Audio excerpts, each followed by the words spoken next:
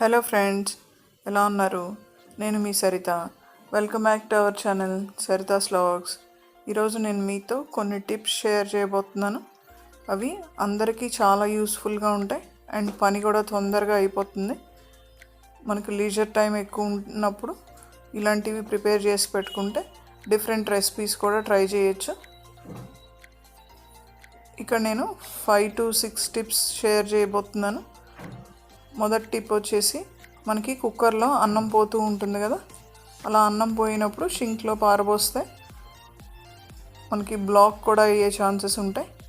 కాబట్టి ఇలా ఒక స్ట్రైనర్ తీసుకుని దాంట్లో పోసుకున్నట్లయితే డైరెక్ట్గా డస్ట్బిన్లో వేసేసుకోవచ్చు.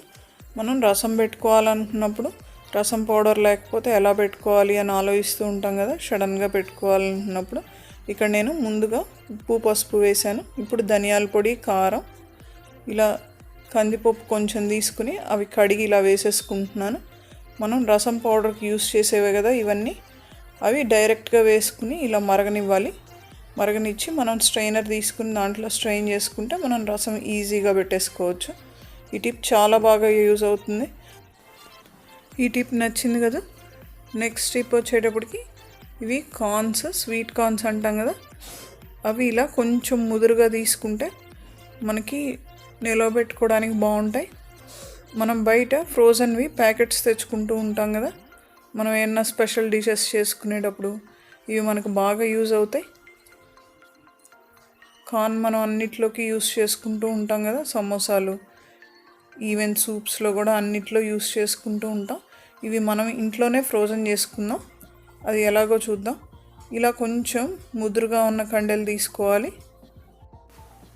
ఇలా ఒలిచి పెట్టుకున్న కార్న్ని ఒలుచుకోవడానికి కొన్ని చిన్న చిన్న ఇన్స్ట్రుమెంట్స్ కూడా ఉంటాయి. అవేమీ లేకపోయినా మనం ఇలా చాక్తో కూడా ఒక లైన్ ఇలా మనం కొంచెం కట్ చేసినట్టుగా ఇలా తీసేస్తే మిగిలిన రోస్ అన్నీ ఆటోమేటిక్గా మనం చేత్తోనే తీసేసుకోవచ్చు. ఇవి కొంచెం అటు ఇటుగా వస్తాయి, అయినా పర్వాలేదు, చాక్తో తీసినవి. నెక్స్ట్ ఇవి చేత్తో తీసినవి చక్కగా మనకి కార్న్ అవన్నీ నీట్గా వస్తాయి. ఇలా మనం కొంచెం ముదురు తెచ్చుకుంటే మనకి నిలవ ఉంటాయి.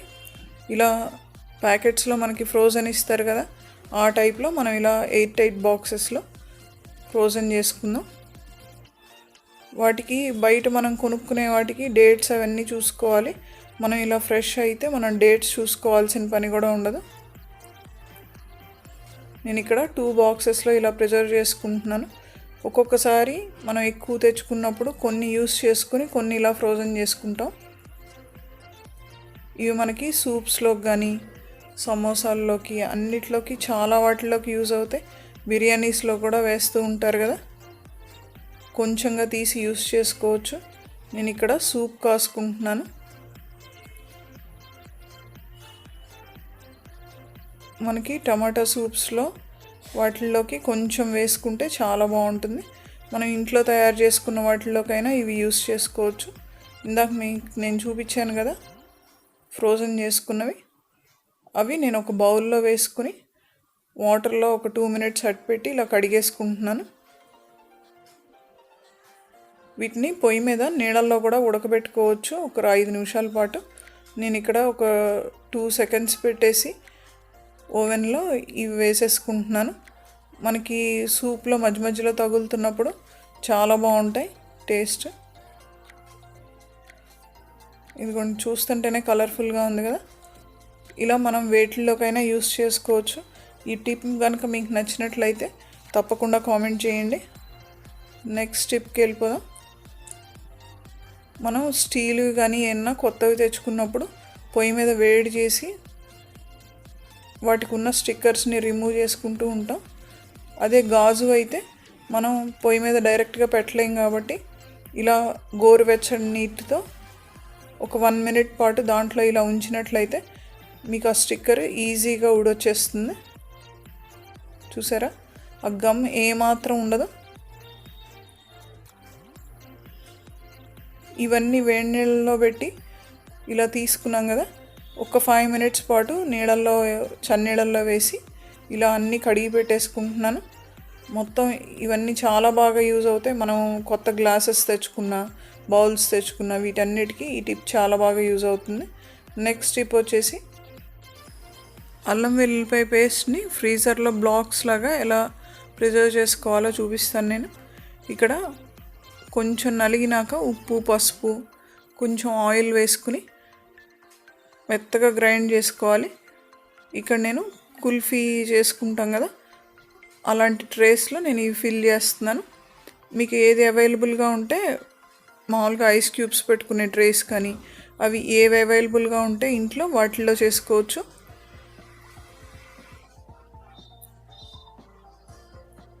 వీటన్నిటిలో ఇలా మనం చేసుకున్న అల్లం వెల్లుల్లిపాయ పేస్ట్ని ఫిల్ చేసుకుందాం. కొంచెంగా ఇలా స్పూన్తో అడ్జస్ట్ చేసుకుని ఫిల్ చేస్తే మనకి నీట్గా క్యూబ్స్ లాగా వస్తాయి.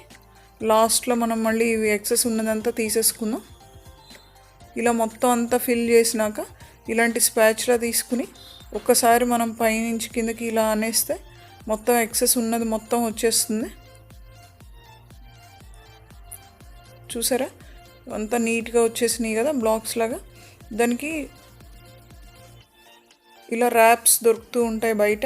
ఆ ర్యాప్ తీసుకుని మొత్తం ఇలా కవర్ చేసేసుకున్నాం. మనం ఫ్రీజర్లో పెట్టినప్పుడు అల్లం వెల్లుల్లిపాయ పేస్ట్ వాసన మొత్తం ఫ్రీజర్ అంతా స్ప్రెడ్ అవ్వకుండా ఉంటుంది. ఇలా ఒక 1 డే పాటు నేను ఫ్రీజర్లో అట్టి పెట్టేశాను. ఒక 6 అవర్స్ కూడా సరిపోతుంది.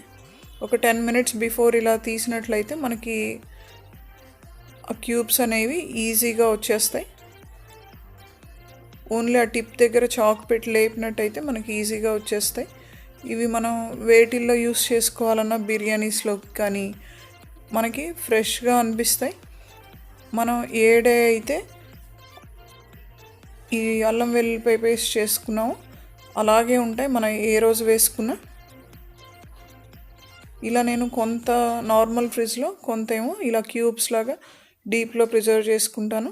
మీరు కూడా ఒకసారి ట్రై చేసి చూడండి. మీకు కనుక నచ్చినట్లయితే ఒక కామెంట్ చేయండి అండ్ లైక్ చేసి షేర్ చేయటం మర్చిపోకండి. అల్లం పేస్ట్ విడిగా, వెల్లుల్లిపాయ పేస్ట్ విడిగా కూడా చిన్న మౌల్డ్స్ తీసుకుని ఇలా క్యూబ్స్ చేసుకుని మనం బాక్స్లో కానీ గాజు బాటిల్స్లో కానీ ప్రిజర్వ్ చేసుకోవచ్చు. మనం ఎప్పుడు యూస్ చేసినా కూడా ఫ్రెష్ యూస్ చేస్తున్నట్టే ఉంటుంది ఇలా కనుక చేసుకుంటే. ఇక్కడ నేను కర్రీలో యూస్ చేస్తున్నాను. చాలా ఫ్రెష్గా అనిపిస్తాయి.